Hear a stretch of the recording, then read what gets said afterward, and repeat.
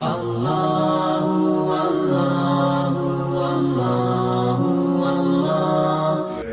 کہ یہ آیت مبارکہ گزشتہ کئی ہفتوں سے اس کا ترجمہ اور اس کی تشریح آپ کے سامنے آ رہی ہے.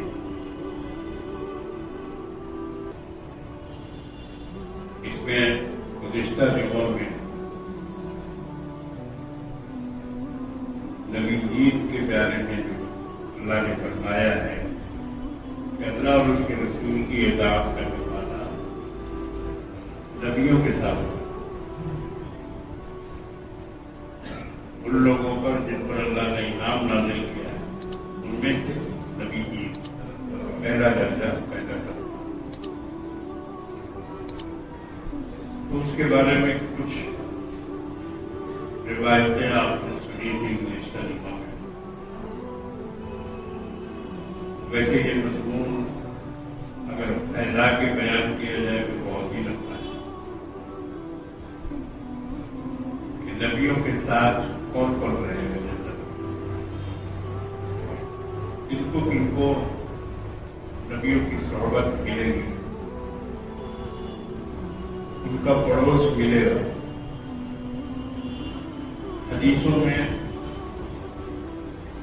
اس کے متعلق بہت تفصیلات ہیں، جس میں سے ایک دو کا تذکرہ میں نے کیا. جن حضرات کو معلومات کرنے کا شوق ہے وہ اس سلسلے میں سیرت کی کتابوں کو پڑھ سکتے ہیں اور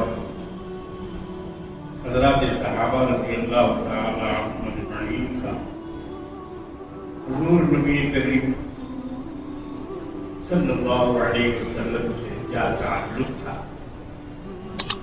اور آپ سے کیسی محبت تھی، تو آپ کو واقعات میں مل جائے گا.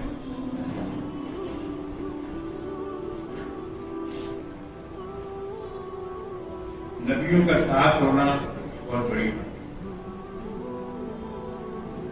بہت سے لوگوں کے بارے میں حضور نے فرمایا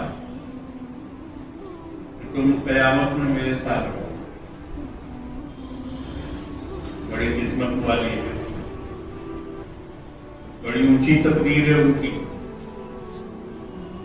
جن کو قیامت میں اور جنت میں اللہ کے نبی کا ساتھ ملتا ہے.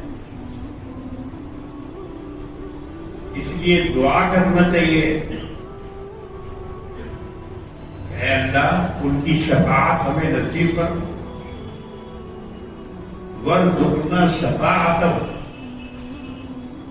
ان کی شفاعت نصیب کرو، کیونکہ ہمارے پاس تو کچھ دینے لینے کا ہے ہی نہیں،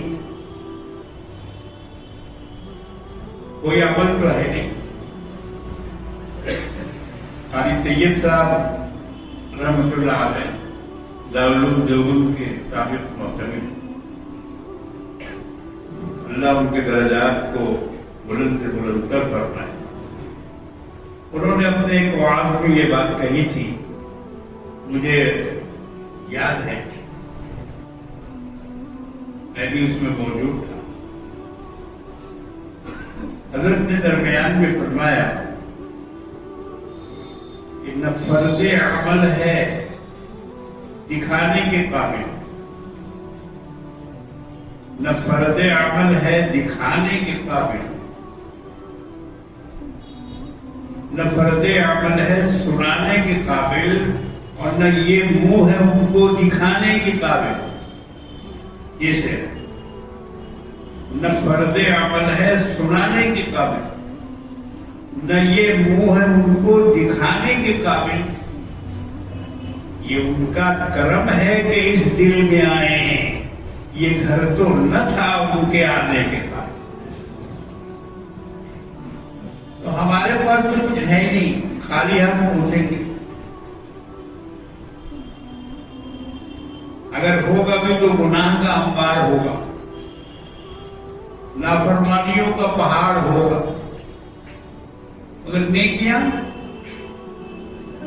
हमें मालूम नहीं है कि हमारे आवाज लिखे जा रहे कि नहीं लिखे जा रहे। नेकियों में उनका शुमार हो रहा है या नहीं हो रहा है, खुद हमें पता नहीं। ईद के दिन हजरत उमर रज़ी अल्लाह तआला अन्हु एक जगह मखमूम बैठे हुए थे कोने में। एक साहब ने उनसे पूछ लिया, ऐ अमीरुल मोमिनीन, आज ईद का दिन है और आप इस तरह से खामोश चुपचाप मखमूम हालत में बैठे हैं। फरमाया कि जिस शख्स को ये पता न हो कि उसका रोजा कबूल हुआ भी या नहीं हुआ, वो कैसे ईद मना?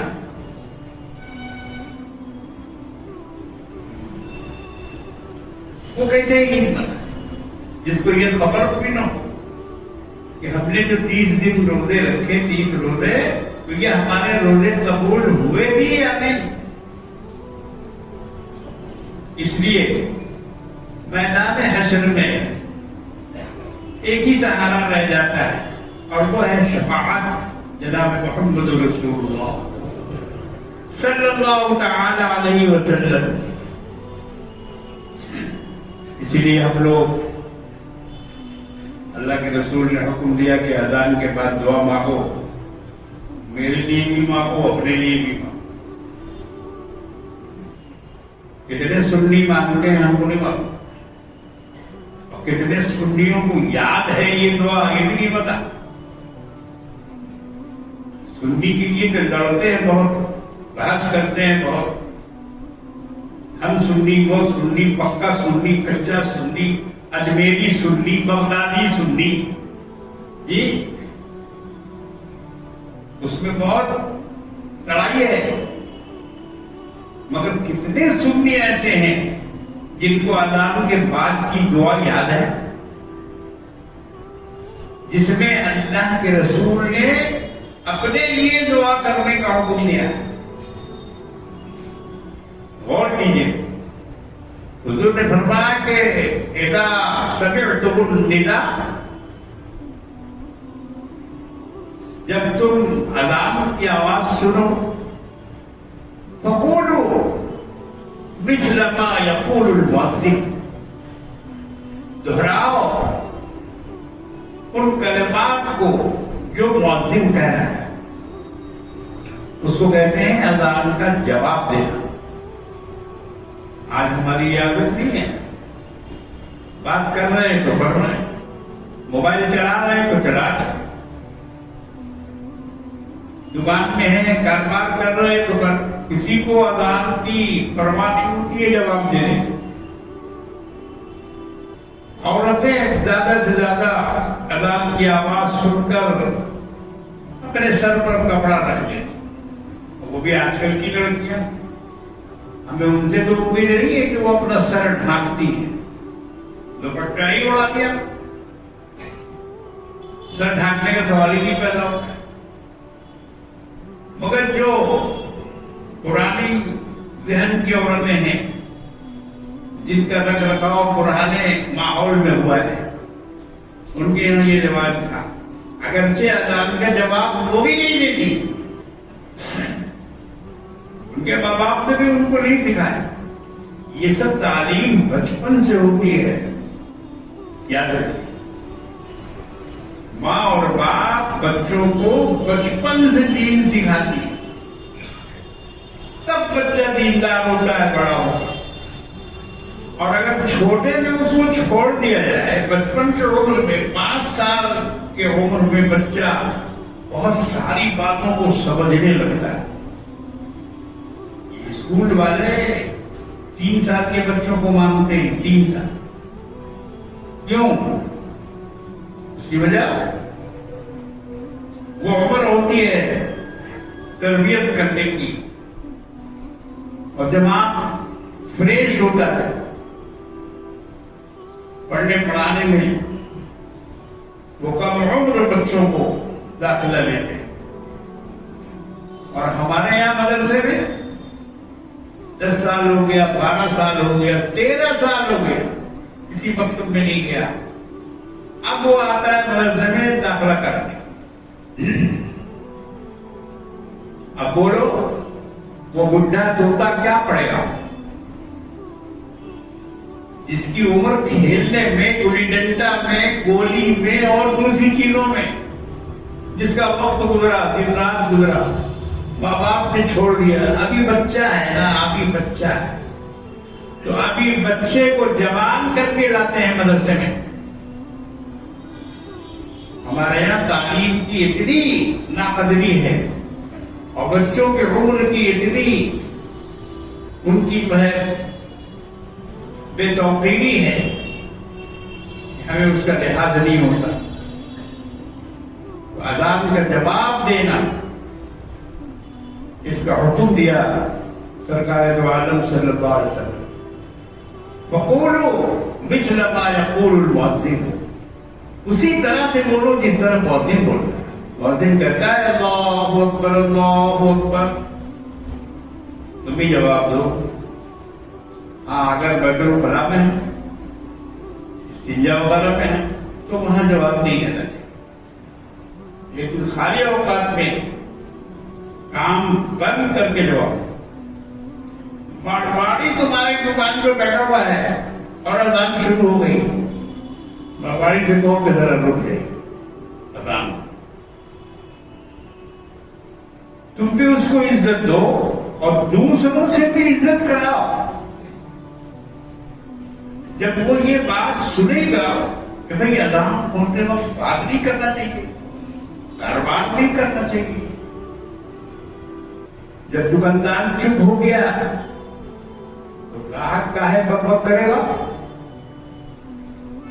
اپنے آپ کیوں بولے گا؟ تم بھی چپ ہو جاؤ، اس کو بھی چپ کرا۔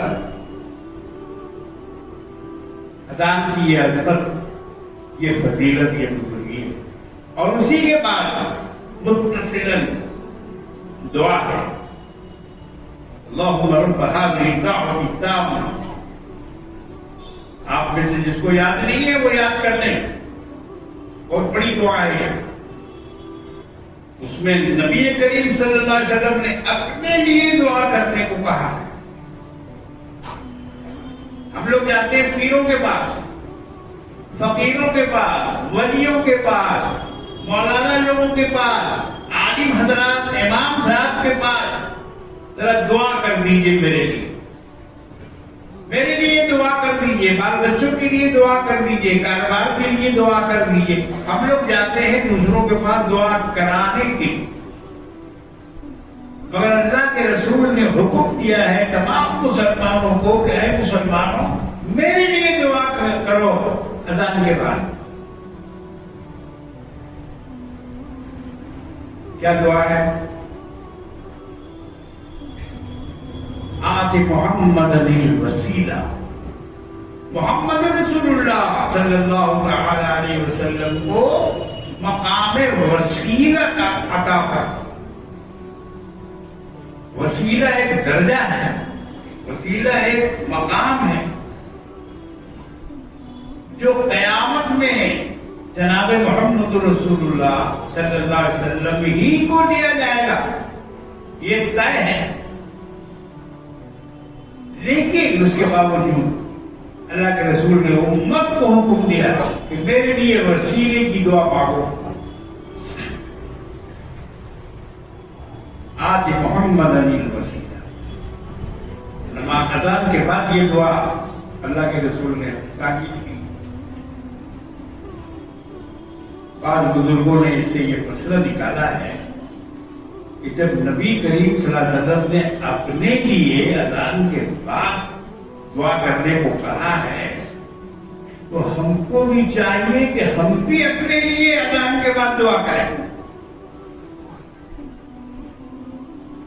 ہماری جو اپنی دعا ہے، ہمارے جو مسائل ہیں، ہماری جو پریشانیاں ہیں، وہ ہم اذان کے بعد اللہ سے مانگا کریں، اس لیے کہ نبی نے اپنے لیے اذان کے بعد دعا کرنے کو کہا۔ اس کا مطلب یہ ہے کہ قبولیت کا وقت ہے، علماء نے لکھا ہے کہ یہ قبولیت کا وقت ہے، اس لیے ہر کسی کو چاہیے کہ وہ اللہ کے باپ کی دعا کو مانگے ہی، لیکن اس کے ساتھ ساتھ اپنی دعائیں بھی مانگے، کیونکہ یہ دعا قبول ہونے کا وقت ہے۔ باہر گئے میرے بزرگوں اور دوستوں، قیامت میں بخشش کے لیے ایک ہی سہارا ہے، ایک ہی وسیلہ ہے، اور وہ ہے شفاعت جناب محمد رسول اللہ صلی اللہ تعالی علیہ وسلم۔ اسی لیے آپ کی شفاعت کو شفاعت کبریٰ کہا جاتا ہے، اور جو وسیلہ ہے نا اس کو مقام محمود کہا جاتا ہے۔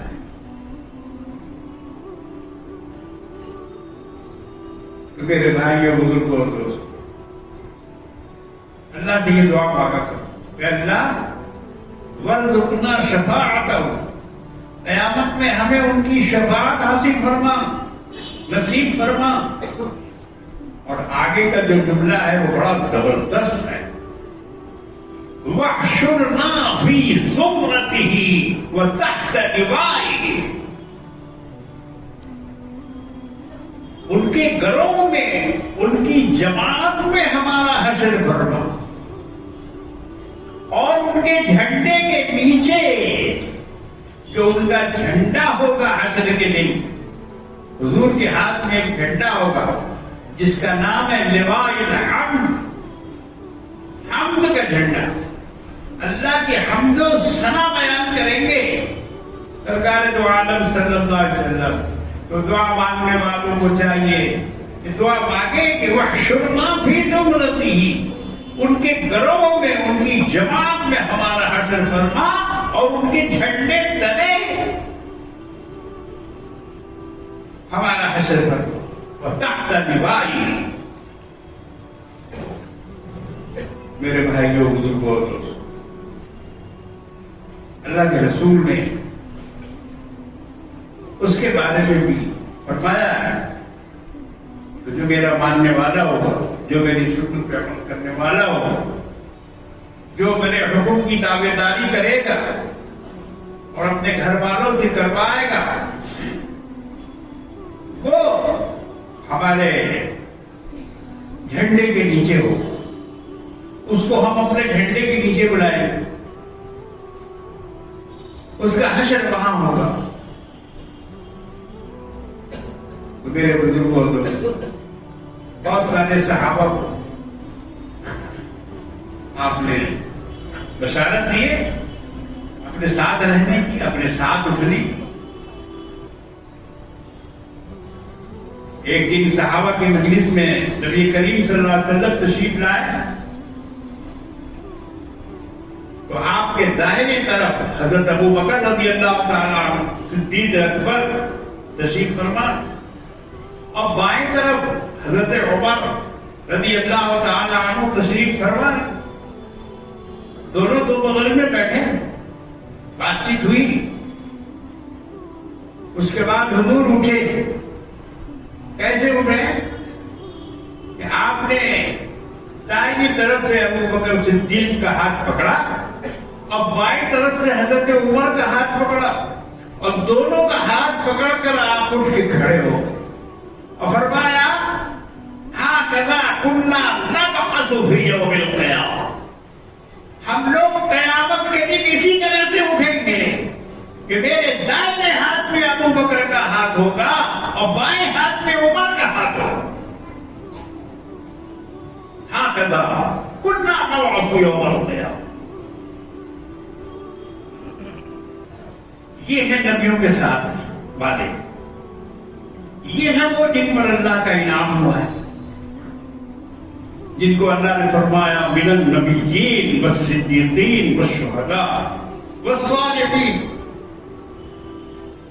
ریاض الجنہ جاتے ہیں حج کرنے والے، عمرہ کرنے والے، 2 رکعت نماز بڑی مشکل سے ملتا ہے وہاں پڑھنے کے لیے، بڑی مشکل۔ مجھے تو کئی سال ہو گیا، اس قدر بھیڑ رہتی ہے، اس قدر لوگ اوپر سے دباتے ہیں کہ مجھ جیسا کمزور آدمی تو ہمت کر ہی نہیں پاتا. رات میں کبھی کبھی موقع ملتا ہے جاتا ہوں، مگر دن میں تو نہیں ہو پاتا کیونکہ وہ بند رہتا ہے اور اس کے بعد ٹائم سے کھلتا ہے.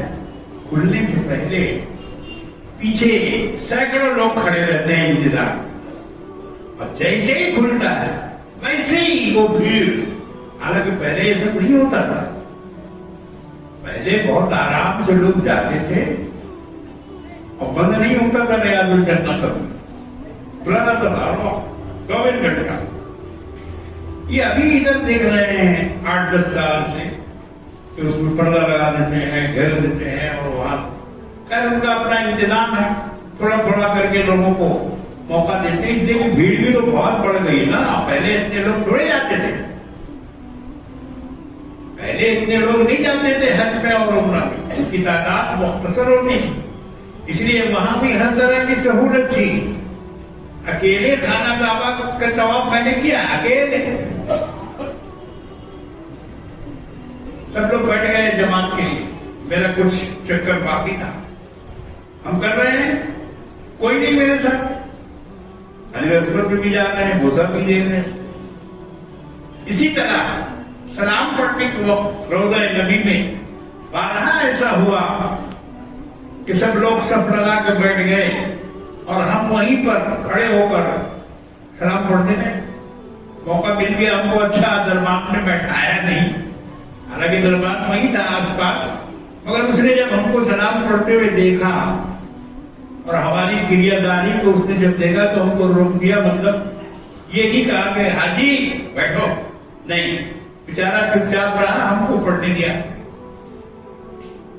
اکیلے درود السلام ہم نے بارہا بہت مرتبہ تھا. تو پہلے یہ موقع تھا، اب شاید موقع ملے. بتانا یہ ہے کہ اس گنبد خضرا کے نیچے اس ریاض الجنہ میں جس کو اللہ کے رسول نے فرمایا ہے کہ ما بین منبری و قبری روضۃ من ریاض الجنہ، میرے منبر اور میرے روضہ کے درمیان جو جگہ ہے یہ جنت کے باغوں میں سے ایک باغ ہے. جو آدمی اس میں جائے گا ایمان کے ساتھ تو وہ آدمی پھر جنت سمجھو اس کی پکی ہو گئی، اس کی جنت پکی ہو گئی. جنت میں جانے والا پھر کبھی جنت سے نکالا نہیں جائے گا. مگر ابو بکر اور عمر کی قسمت دیکھو کہ اللہ کے رسول کے ساتھ یہ دونوں دنیا ہی میں جنت میں ہیں، دنیا ہی میں جنت میں. ان کو جنت یہی مل گئی اللہ کے رسول کے ساتھ. تو کیا درجہ اور کیا مقام ہے ان کا. مع النبیین فاولئک مع الذین انعم اللہ علیہم من النبیین. اس سے بڑھ کے اور کوئی مظاہرہ ہو سکتا ہے نبی کے ساتھ رہنے کا؟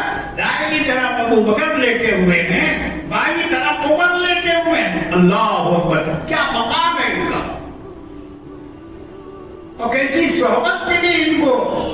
دنیا میں ایسی صحبت اور کسی کو نہیں ملی جو صحبت نبی کی حضرت صدیق اکبر رضی اللہ تعالیٰ عنہ کو ملی اور حضرت عمر فاروق رضی اللہ تعالیٰ. ان کو شیخین کہا جاتا ہے، شیخین. یہ دونوں وزیرین ہیں، نبی کریم صلی اللہ علیہ وسلم کے وزیر ہیں. بہرحال اللہ نے نبیوں کے بارے میں اور ان کے ساتھیوں کے بارے میں بڑی تفصیل سے رسول اللہ صلی اللہ علیہ وسلم نے حدیثوں میں بیان فرمایا کون کون میرے ساتھ جنت میں رہے. گزشتہ جمعہ کو آپ نے لڑکیوں کی پرورش کے بارے میں حدیث سنی کہ حضور نے فرمایا کہ میں اور وہ شخص اس طرح جنت میں ہوں جیسے یہ دو انگلیاں. بہت بڑی فضیلت، بہت بڑے کمال کی چیز ہے. اللہ کی اطاعت، اللہ کے رسول کی اطاعت. اللہ نے فرمایا کہ ان کو نبیوں کا پڑوس ملے گا، نبیوں کا ساتھ ملے گا۔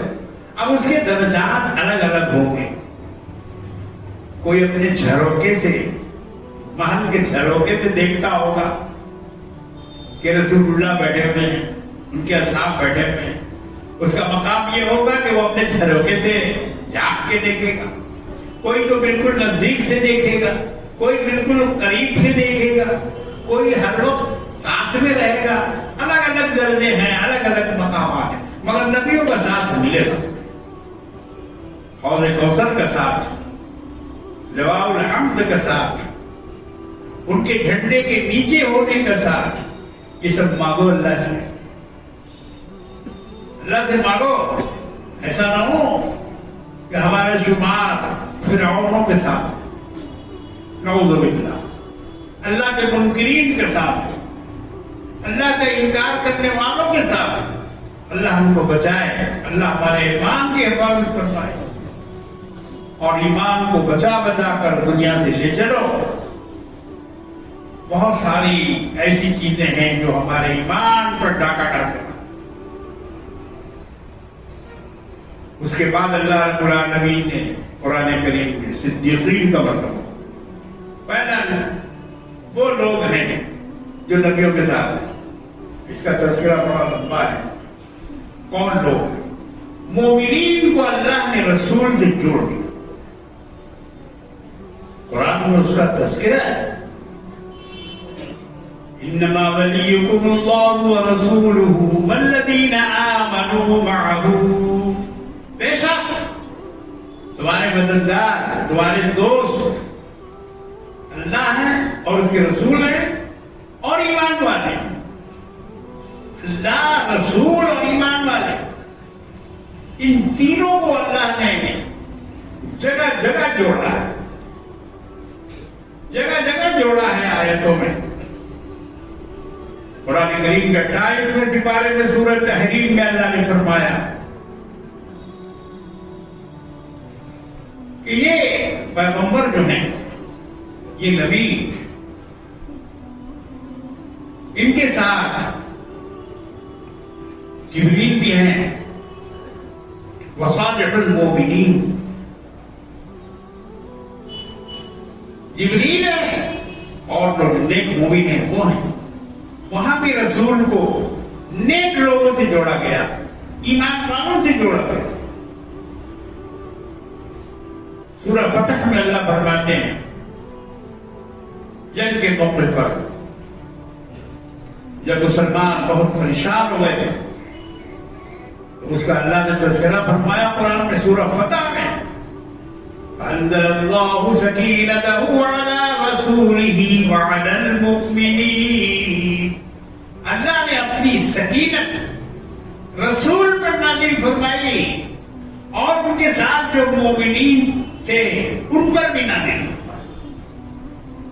یہ ہے نبی کے ساتھ ایمان والوں کا جوڑ۔ فإن اللہ هو مولاہ وجبریل وصالح المؤمنین، ان کا مولا، ان کا مددگار، ان کا آقا اللہ ہے، اور جبریل ہیں، وصالح المؤمنین، اور جو مسلمانوں میں نیک ہیں وہ ان کے ساتھ ہیں۔ کون لوگ ہیں؟ ابو بکر، عمر، عثمان، علی، خلفاء، صحابہ، اصحاب صفہ، عشرہ مبشرہ، یہ صالح المؤمنین۔ اللہ فرماتے ہیں محمد الرسول اللہ، محمد صلی اللہ علیہ وسلم اللہ کے رسول ہیں۔ اتنا میں ختم نہیں کیا، آگے جو جوڑا والذین معہ، اور وہ لوگ جو ان کے ساتھ ہیں، نبی کے ساتھ، محمد رسول اللہ کے ساتھ وہ لوگ، والذین معہ، وہ لوگ جو ان کے ساتھ ہیں۔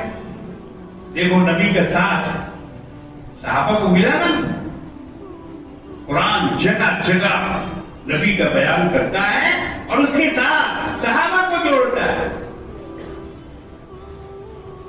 غار حرا میں بھی یہی ہوا، گھبرا گئے. صدیق کے بیان میں انشاءاللہ وہ آئے گی بات. ڈھونڈنے والوں کو پاؤں دکھائی دینے لگے. صدیق اکبر رضی اللہ تعالیٰ عنہ ہجرت کے ساتھی، ہجرت کے ساتھی، ان کے بیان میں انشاءاللہ آئے گا. اس کے آگے نبی کے بعد صدیقی کا بیان ہے. آئندہ جمعہ اگر میں باحیات رہا، اولاد کے سامنے آنے کے قابل رہا، تو انشاءاللہ لفظ صدیقین پر کچھ تشریح آپ کے سامنے کروں گا. اس لیے کہ آج کل جو سوشل میڈیا ہے اور اس میں جو ویڈیوز آ رہے ہیں، اس میں حضرت علی کا تذکرہ زبردست طریقے سے کیا جا رہا ہے. بہت بڑا پروپیگنڈا ہے، بہت بڑا پروگرام ہے اسلام طاقت دشمنوں کا. گانا بجا دیا، قوالی لگا دیا، دمادم مست کلندر علیدہ پہلا. جھوٹ، بالکل جھوٹ. علیدہ پہلا نمبر نہیں، علیدہ چوتھا نمبر. مگر اس کو ثابت کرنے کی کوشش کی جا رہی ہے، ڈھول بجا کر، طبلہ بجا کر، قوالی گا کر. ابو بکر کا پہلا نمبر، صدیق کا پہلا نمبر. قرآن میں دیکھو نبی کے بعد کس کا نام آ رہا ہے؟ من النبیین والصدیقین، نبیوں کا ساتھ اور اس کے بعد صدیقین کا ساتھ. شہداء بھی بعد میں ہیں، صدیق کے بعد ہیں شہداء. کیوں؟ شاہ عطا اللہ بخاری رحمۃ اللہ علیہ نے ایک بار فرمایا تھا، امیر شریعت پاکستان، کہ سدرۃ المنتہا پر پہنچ کر جب جبریل نے کہا کہ یا رسول اللہ میں اس سے آگے نہیں بڑھ سکتا، میرا مقام یہاں تک ختم ہو گیا، اب آپ آگے جائیے. حضور گھبرا رہے تھے. کہا کہ بھائی جبریل، زمین سے لے کر آسمان تک تم میرے ساتھ آئے، اب یہاں پہنچ کر میرا ساتھ چھوڑ رہے ہو؟ جبریل نے کہا کہ میری تو حد یہی تک ہے، میں اس کے آگے نہیں جا سکتا. اگر جاؤں گا تو یہ میرا سارا وجود جل کے خاک ہو جائے. اب ان کا وجود کیسا تھا کسی نے دیکھا تو نہیں؟ اللہ کے رسول نے دیکھا. اللہ کے رسول نے کہا کہ بھائی جبریل، تم جب آتے ہو انسانی شکل میں آتے ہو یا پھر تمہاری آواز سنائی دیتی ہے، میں نے تم کو تمہارے اپنی شکل میں تو دیکھا نہیں، تو ذرا دکھاؤ کہ تم کیسے ہو. جبریل نے کہا کہ سامنے جو آسمان کا کنارہ ہے اس کو دیکھیے. اور حضور نے جب اس کو دیکھا تو وہ پورا کنارہ جبریل کے پر سے ڈھکا ہوا تھا. پورا کنارہ جس کو افق بولتے ہیں، جہاں سورج غروب ہوتا ہے یا جہاں سے طلوع ہوتا ہے، وہ ان کے وجود سے پورا کا پورا بھرا ہوا تھا. حدیث میں ہے کہ 6000 پر ہیں جبریل علیہ السلام جو اللہ نے ان کو عطا کیے تھے. کیا شکل ہوئی دیکھنے والے جانے، جنہوں نے ان کو دیکھا ہے انہوں نے بتایا. لیکن وہ کہتے ہیں سدرۃ المنتہا پر جا کر کہ اگر میں اس سے ذرا بھی آگے بڑھوں گا کیونکہ میرا سارا وجود جل کے خاک ہو جائے گا. مولانا عطا اللہ صاحب بخاری رحمۃ اللہ علیہ نے یہاں پر فرمایا کہ جبریل نے تو ساتھ چھوڑ دیا سدرۃ المنتہا پر، لیکن اگر ابو بکر صدیق ساتھ میں ہوتے تو کہتے کہ چاہے میرا وجود جل جائے یا کچھ ہو جائے، میں تو آپ کے ساتھ جاؤں گا، میں تو آپ کے ساتھ جاؤں گا. یہ ہے صدیق کا مرتبہ. جنگ وقت میں اپنی تلوار لے کر حضرت صدیق اکبر آگے بڑھ گئے.